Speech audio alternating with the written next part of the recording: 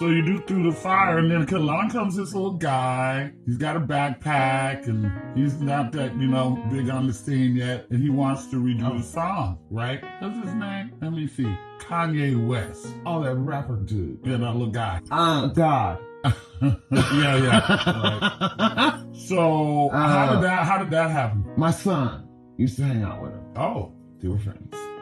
And right after his accident, my son came to me and said, he was in recovery and all that. Why He was wired shut. And he was just doing liquids. And he said that he had listened to Through the Fire a great deal in his recovery. And that warmed me, my heart.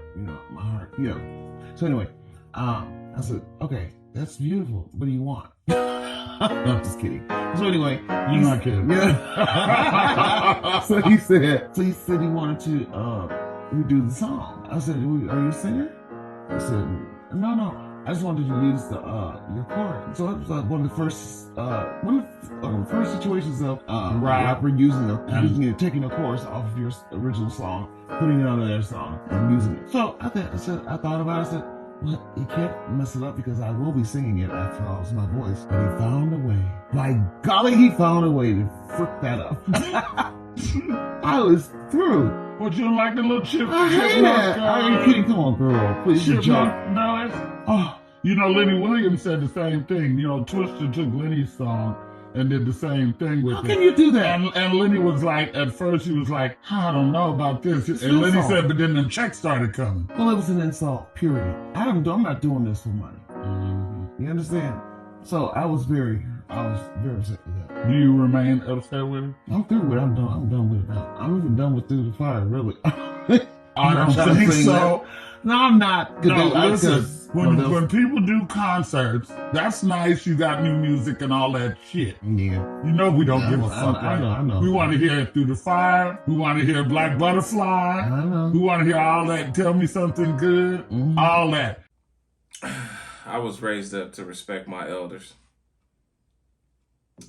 It was a big thing in my household. But today, I'm going to get in your ass. Chaka Khan. Chaka Khan. Whatever you want to call yourself.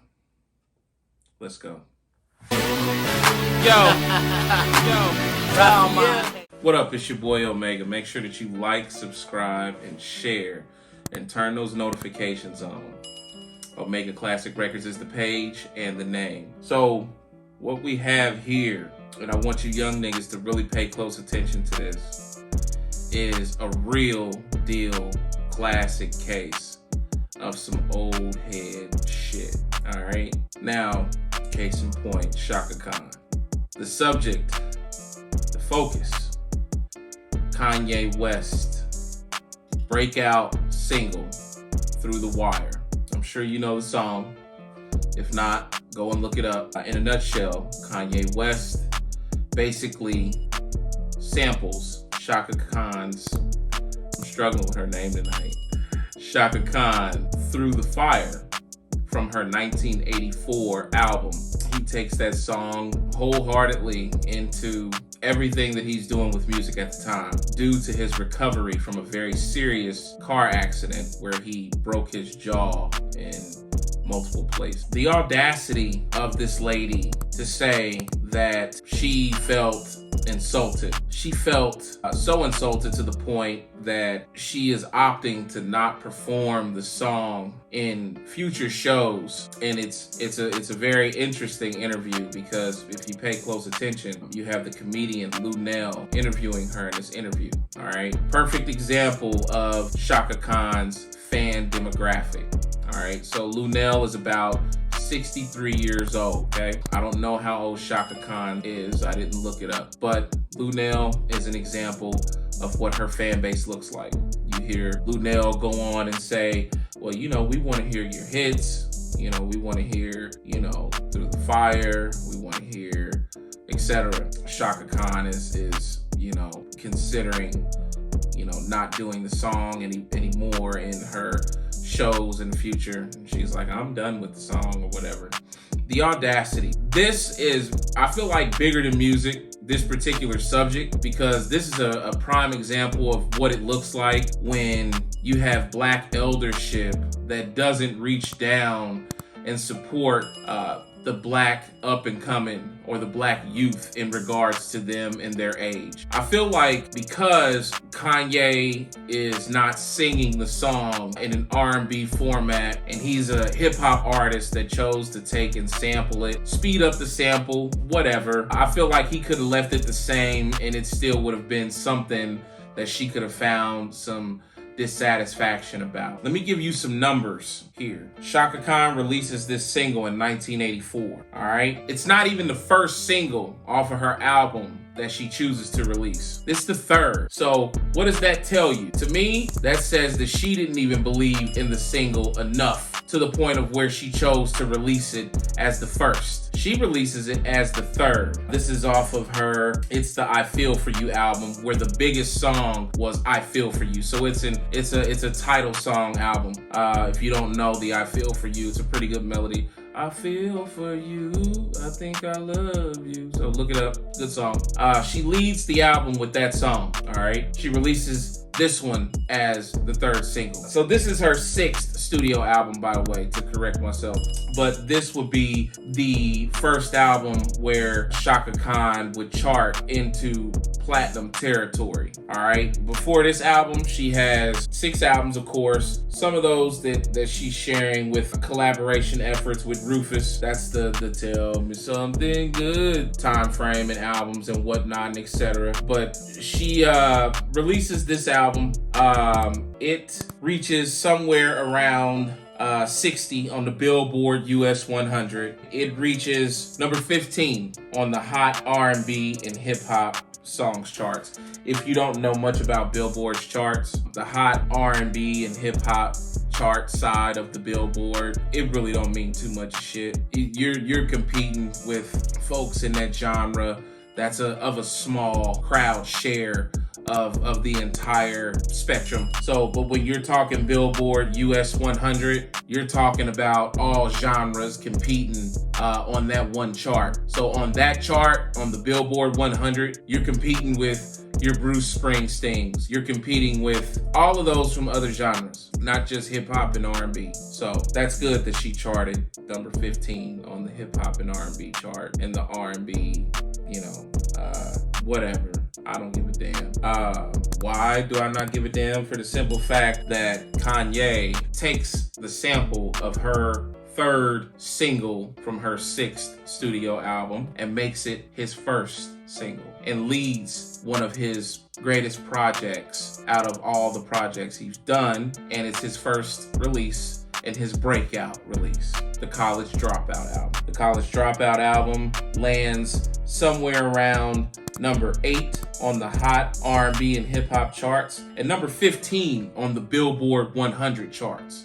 Chaka lands at 60 on the US Billboard 100 charts. So he has a great success with this single.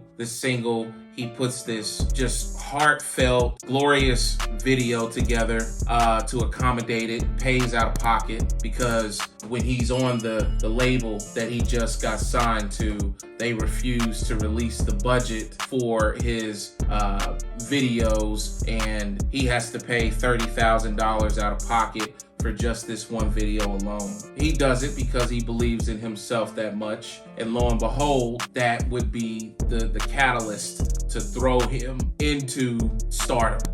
If you know College Dropout, he would follow up with a slew of some of the dopest hip-hop songs arguably in the genre. Songs like Comes Down or All Comes Down. That's the All Goes Down. Forgive me for the misinterpretation of the words, but you know the song.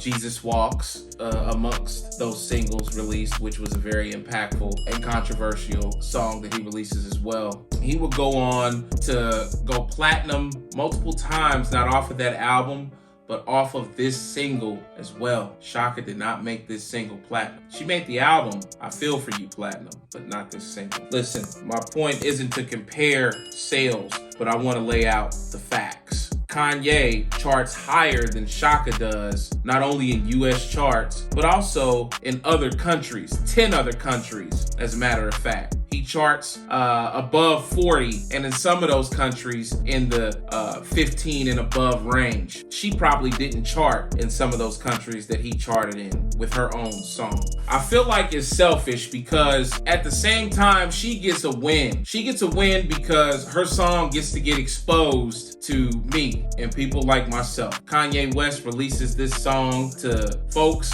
like myself in that time, and we're the ones that are the teeny boppers, so to speak, that are consuming the music. If you hadn't heard of Chaka Khan, you get the opportunity to get introduced to her by way of Kanye's single. And furthermore, you get to understanding the depth of why he chose to sample, not just because of the pain and the struggle, but Chaka Khan is a Chicago native as well. So it's a classic case of some old head, old school shit. You young niggas pay attention, because this is that real old head shit. This woman is in her 60s, somewhere around there. She done sniffed all the cocaine that you can imagine. If you don't believe that fact, just take a look. The backstory of a young lady named Mickey Howard. Mickey Howard, in fact, would like to have you believe that Chaka Khan is responsible for her cocaine habit and usage. But that's another story, and I don't hold it against Chaka Khan.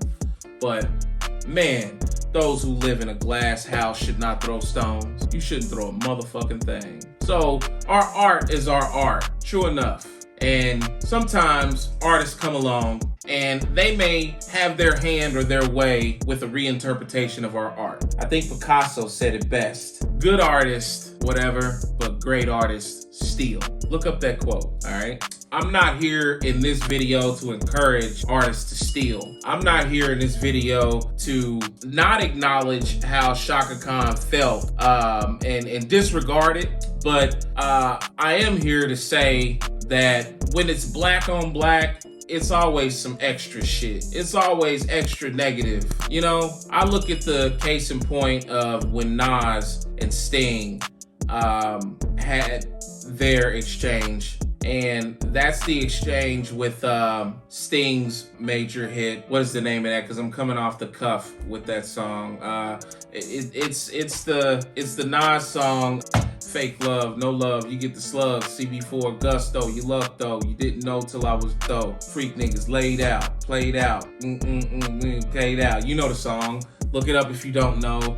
I believe it's one love, it's one life, one love, so it can only be one king. It comes off of Nas's, I believe, first or second album. You never really heard about that in the media. You never heard Sting,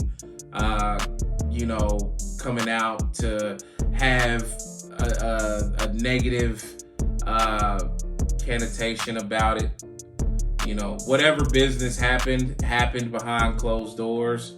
You know, I'm sure Sting got his royalty situation put in place with that because you have another youngster that comes along for today's day and time, and that's the Juice WRLD situation, where Juice WRLD takes the same single and Sting comes out because Juice WRLD does not get permission, and Sting comes out and lets it be known that he negotiated for the Juice WRLD song to have somewhere between 80 or 90% of the royalties to him.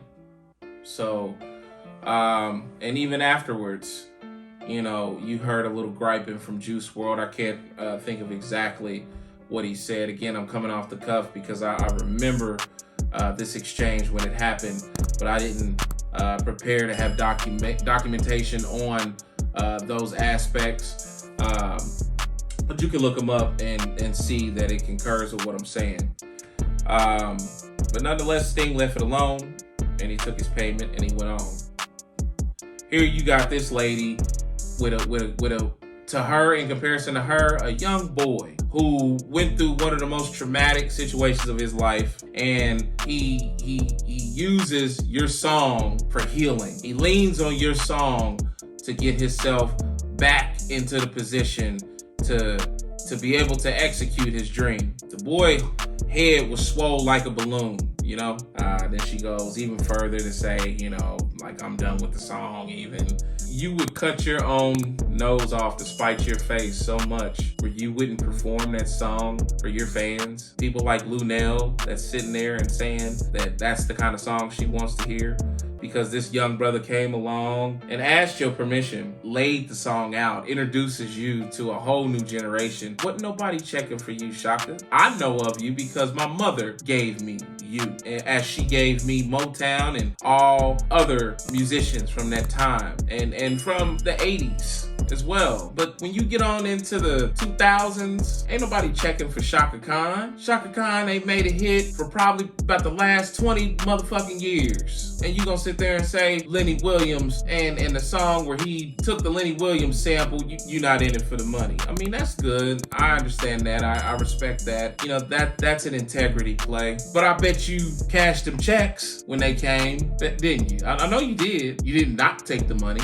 Regardless of which, it's one of those situations, you know, that I was disappointed because you got an old school person here that should be embracing the new school. Kanye would go on to be one of the best producers in hip hop, and his trademark was with your song, Chaka Khan. That would begin his run with taking samples from 80s and 70s artists and speeding them up and chopping them up and doing all these, you know, intricate, smooth, you know, things with him inside of his production. Without Kanye taking those measures with those old songs, you don't have the blueprint. You don't have College Dropout. You don't have songs from Benny Siegel's album, The Truth. You don't have songs from Cameron's album, Come Home With Me, or Purple Haze. You don't have songs from damn near the entire Rockefeller roster, which was one of the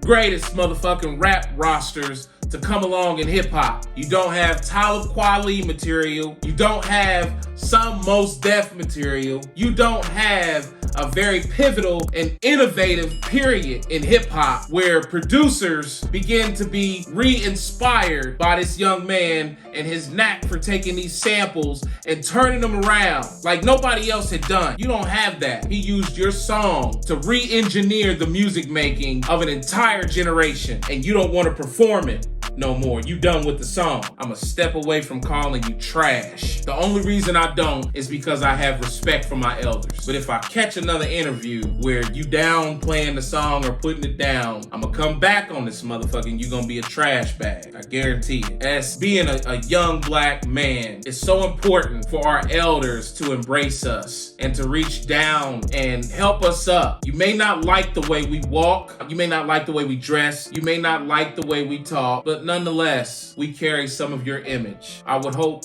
that you could keep that in mind for the future, Miss Chaka Khan. I mean, let's be honest here. This boy takes this song all through the UK, Australia, Finland, countless countries that you were reluctant to make it that far with. And this is your song. If you remember the battle between Jay-Z and Nas, one of my favorite lines from Jay-Z on the Takeover song, you made it a hot line, I made it a hot song. And that's exactly what he did. So respect that. The boy went farther than you in music, and he started with your song. Yo, please make sure that you like, subscribe, and share. Omega Classic Records is the page and the name. Just want to speak facts, just want to tell truth. That's what we about. All right. And on the last note, imitation is one of the greatest forms of flattery. You know, you should be ecstatic that somebody reached back and took one of your songs and then made it such a success as he did. We got to do better. Black elders, y'all got to do better, please. All right. All right, it's your boy. I'm out. Peace.